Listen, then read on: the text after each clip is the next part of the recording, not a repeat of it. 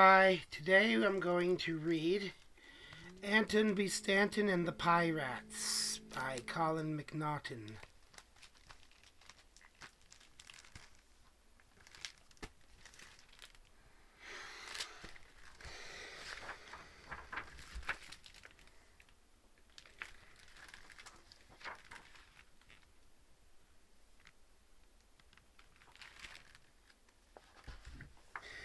Anton B. Stanton was a very small boy, just as tall as an ordinary teacup. He lived with his mother and father and two brothers in a large stone castle.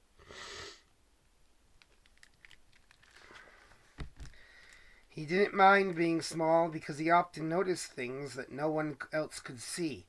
One very hot afternoon he was cooling off in the moat when he saw something very strange half hidden in the reeds. "Well, Stone the Crows," said Anton, "it's a ship."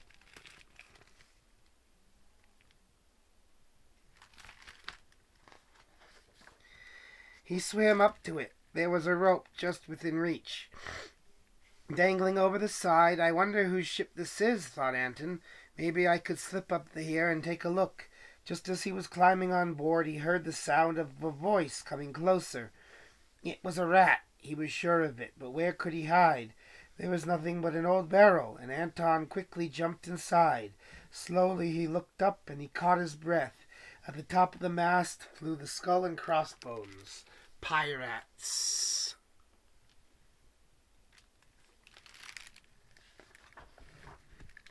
"Don't you worry about those water rats," said the first pirate, and he laughed. "Weak as water, all of them. The princess won't even have time to squeak," said the other. "Think of the ransom. Think of the gold and silver." Anton shivered at the bottom of his barrel. Then his nose began to itch. It was a sneeze. He couldn't stop it. "Achoo!" roared Anton. "Silence!"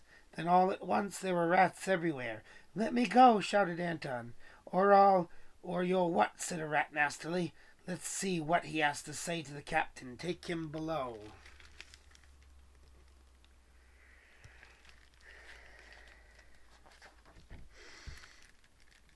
This boy was streaking about, armed to the teeth. "Captain, sir," squeaked one of the crew proudly. They were all very well pleased with themselves. "Well, well, well," said Captain Rat in a horrible voice. "Shiver me mizzenmast. If this isn't a chance for some fun before we kidnap the princess. Prepare the plank, and we'll give this lad a taste of pirate justice."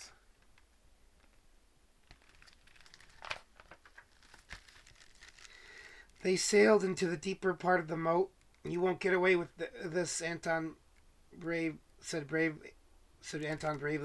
but his voice shook a little as he stepped onto the plank.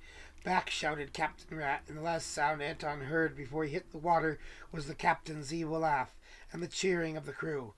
Down he went, down, down, down, down, down, down, down, down, down.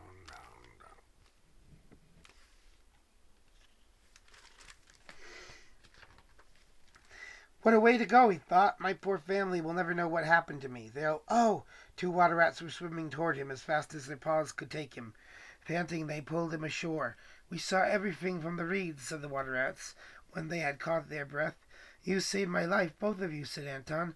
"But listen, perhaps I can help you too. Take me to your king. I've got a very important message for him."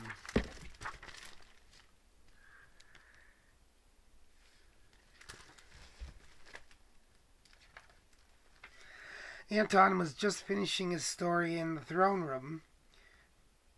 "Where did I put my glasses?" said the king. All this sounds most dangerous. "Most dangerous. Where is our daughter, my dear?" But the queen had fainted. She's gone out for a walk," stuttered one of the courtiers. At that moment, the royal nurse burst into the room holding Captain Rat's ransom note. "The princess is kidnapped," she screamed. King, Anton, the royal nurse, and the queen.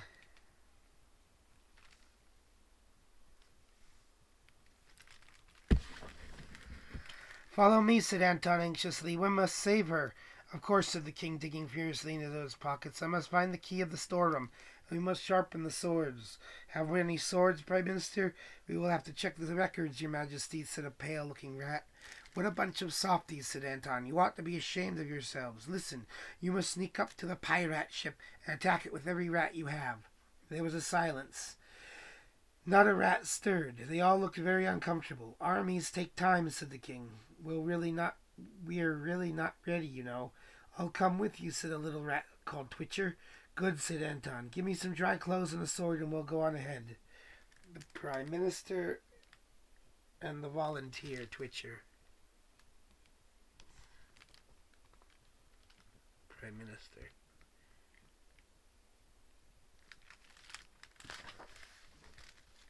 Anton and Twitcher crept down to the edge of the water. Soon they heard the sloop of oars dipping softly in the water. It was the ship's rowboat. The pirates were singing a song about bottles of rum in a dead man's chest. The poor princess was tied up and sobbing. The pirates called her on board their ship. What shall we do? Whispered Twitcher. We'll have to wait for dark, said Anton. Maybe some water rats will have joined us by then. But night came, but there was not a water rat to be seen. Anton made up his mind. We'll have to save her ourselves, he said.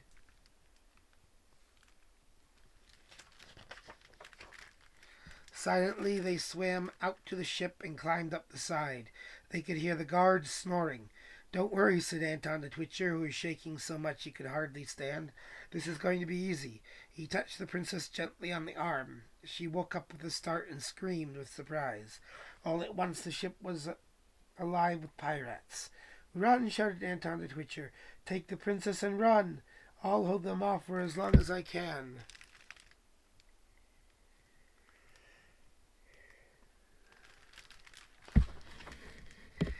At the sound of his voice, the pirates stopped. It's a ghost, cried the skinny rat who had first caught Anton.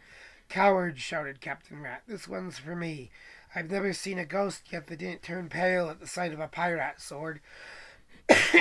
When the fight began, the crew hooted and cheered as slowly but surely Anton was forced nearer and nearer the water. Splice me main brace, snapped Captain Rat. If this boy don't fight like a rat, but this time, my lad, you won't escape.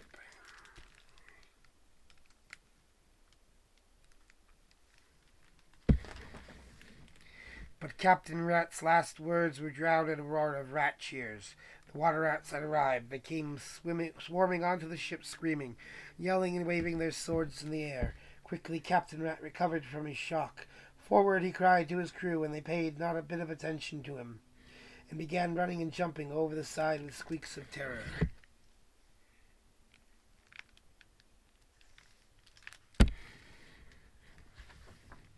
Captain Rat was brave, but he was no match for 100 angry water rats. Back and back he had to go, waving his sword more and more wildly. Suddenly he reached the side of the ship, and with a yell he fell into the moat, shaking his fist at Anton. He screamed from the ship's rowboat, I'll get you yet, but the water rats just laughed at him. The crews roared off steadily, and Captain Rat's curses grew fainter and fainter in the darkness. Anton was very embarrassed when the king thanked him for all that he'd done, but he blushed down onto the tip of his toes when the princess gave him a kiss. Well, he said, I must be going. My family will be worried. To cheer the water rats, Anton waved goodbye and slid down the mooring ropes to the bank.